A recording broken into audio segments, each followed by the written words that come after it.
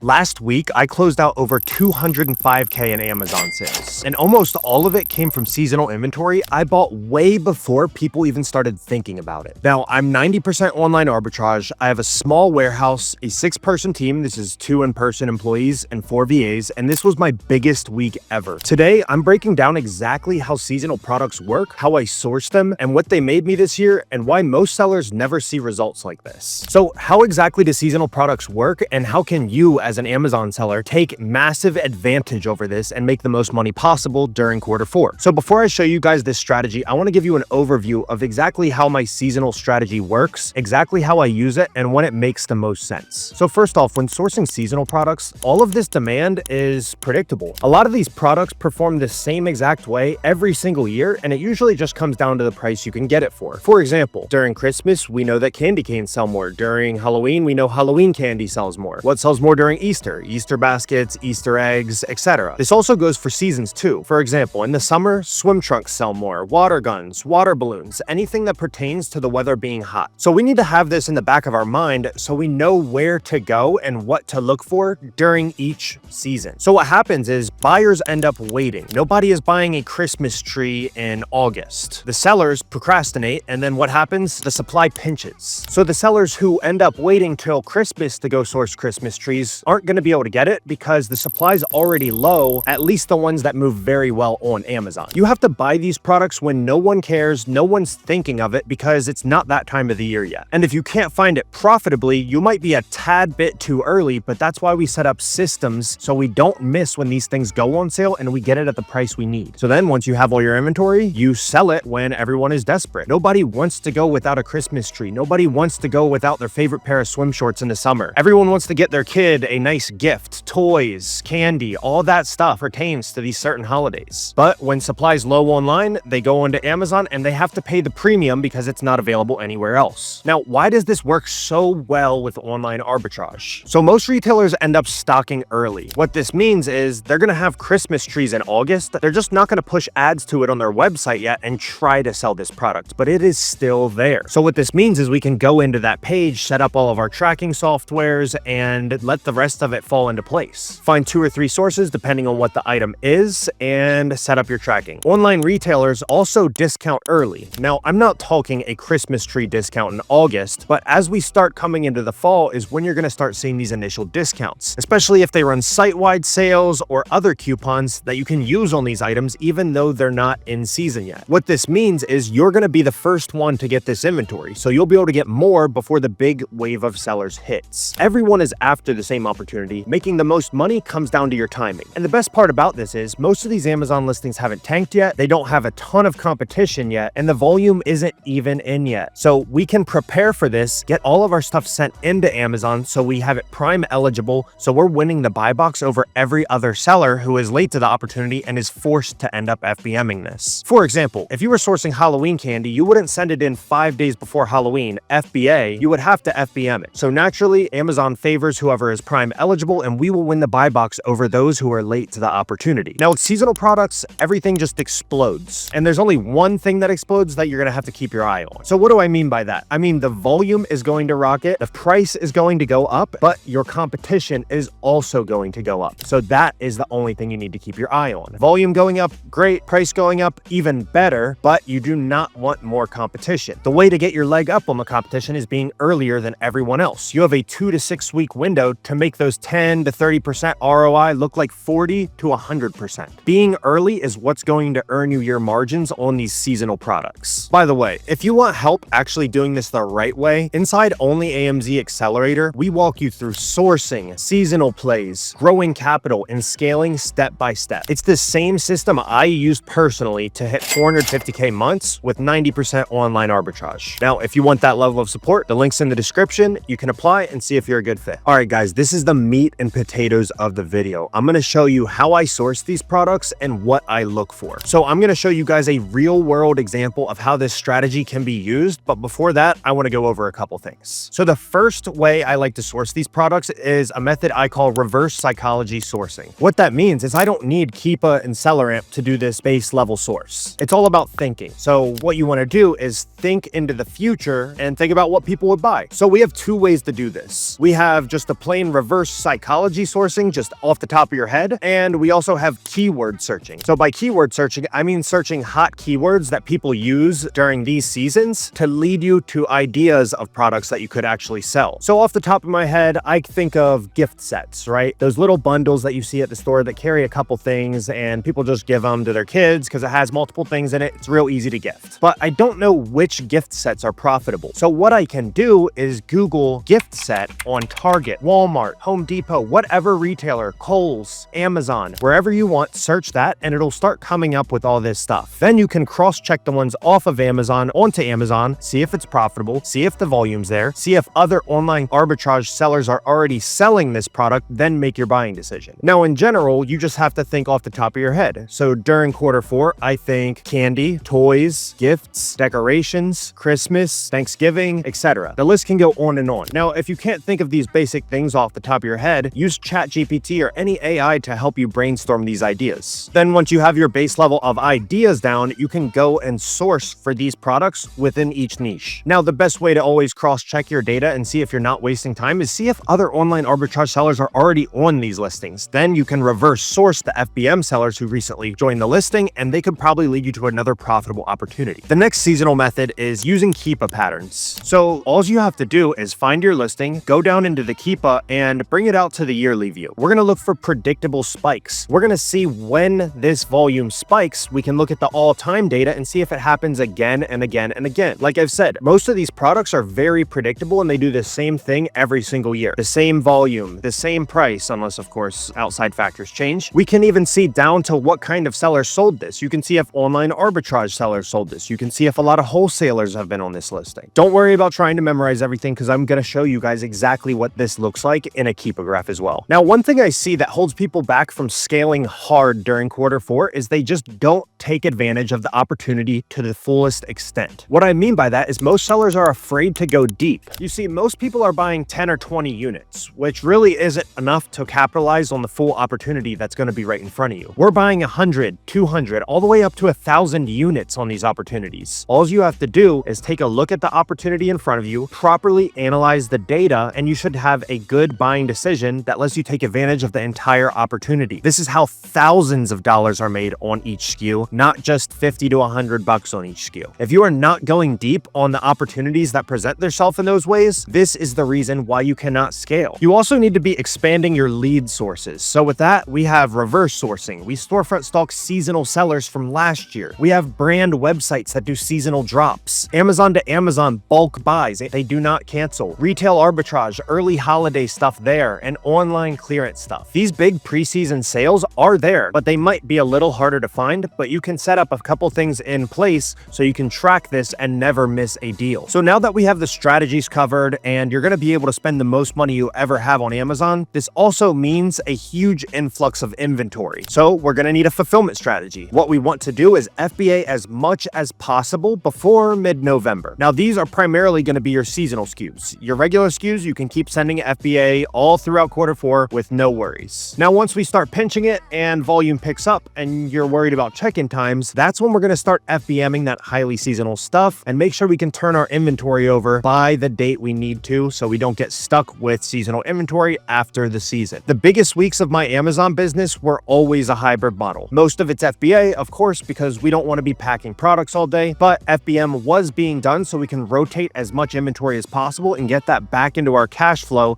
to invest back into more products. So I'm going to show you guys exactly how to use that Keepa strategy real quick, so let's get right into it. Okay, so right here we have a Hamilton Beach turkey carver. Now, this is highly seasonal because people use these around Thanksgiving to easily carve their turkey. We were able to source this for $22.49 on Kohl's during a sale, and as you can see, current buy box is around $45.30. That's business price, so we got to look down at the actual buy box. It looks like $47.49. We can always scroll down and look in the Keepa. Now, there's not many FBA sellers. There's only two, one at 53. I think we could still sell this for 49, but the thing is here, we can already see this chart starting to slow down. The uptrend in VSR is very slow because these will still be used during Christmas, but you can see the main peak in volume was right during November because people wanted these for Thanksgiving. So we can zoom out to the yearly chart, and as we talked about, this is very predictable. You see that last year, so let's just get a better view. So we can see that last last year during November, the volume spiked as well. We can see the BSR going down, down, down, down, down, and the volume coming up. The buy box is at its all-time highest point right in that volume spike right there. We saw a ton of good volume right here. We even had a buy box go up to 56. But you can see year after year after year, the BSR was in the same spot around the same time. Right here we have it. Right here we have it. Right here we have it. These are key indicators of a seasonal product. Now we can see that it does sell year round, but it's only selling about 100 times a month, and that's just not the volume we need. Now with low competition, that's totally fine, but we're looking for the most profitable, fastest seasonal movers. Then if you guys want a pro tip, what you can do is zoom in on this huge spike of sellers that were selling during this time frame, and you can actually pull up storefronts this way and reverse source these seasonal sellers. So before buying seasonal products, always look at the yearly graph. You want to make sure that you're getting your products right in this area and sending them in so we can catch this wave FBA. So we peaked out no more than 10 offers. We didn't even reach 10 offers this Thanksgiving season. So if it's sold 900 times last year, it's at 1,000 this year, it's outperforming last year. We know that we could load up on this opportunity and sell 400, 500, 600 units of these within this short time frame. We just have to get them into the Amazon and make sure we're beating out those FBM sellers, winning buy box over them so we can move the majority of the units. Seasonal Keepa graphs are almost always the same. The graph is going to repeat itself in the same place, same time, year after year after year. So what that means is you can find good seasonal products this year, write them in your list, make sure you get ungated for them, sell them next year, find more products, add them to your list, and keep adding to your portfolio of seasonals every single year. Get better and better at finding these opportunities cheaper so that you can be even more profitable than you were the last year. So how much did this stuff actually make me? So right here, we are in our Seller Central, and we have our dates set to November 17th to November 23rd. And as you can see, we sold 4,667 units and did right around 206,000 in sales with an average sale price of $48. Now, the profit on this is a net 17 to 18% margin. So that's anywhere from 35 to 37K in net profit after all expenses. That's after employees are paid, warehouse is paid, etc. Now, most of these seasonal plays are contributing to about 60 to 70% of my quarterly revenue. Now, this revenue is only for 1 week, so we still have the rest of Q4 to finish out, but it's just going to keep on growing. Now, a lot of this stuff came from early buys because this was mostly FBA. So I had to send this in weeks prior on a truck in order to get this inventory prime eligible so I could win the buy box over a lot of the seasonal FBM guys. Now, these products were purchased anywhere from 4 to 8 weeks prior to these items actually popping on Amazon and really taking off in volume and price. Now, you might be thinking I have to have a ton of SKUs, a ton of different leads in my inventory, but that is not the case. I typically like to find the best SKUs I can possibly find where I can spend thousands of dollars on, not just 200 or 300 there. Now, there's nothing wrong with that. Money is money, and I still buy those SKUs because you want to make your money where it is. But during these seasonal opportunities, I like to find ones where I can spend anywhere from $5,000 to maybe $50,000 on a single SKU. But in reality, we only sold about 3 to 8 super seasonal SKUs that had really good volume, great ticket prices, and they just move. This isn't some 200 SKU operation. A few winners will carry the load, and then just let those ones carry your margin. So you might be wondering now, why did gurus and other people say to stay away from seasonal products, or why most people fail doing seasonal products? A lot of people just make simple mistakes, and one of them is you buy too late. So if you wake up on December 10th and you're trying to source profitable toys at FBM for Christmas and you wonder why you can't, it's a no-brainer. The people who are selling them already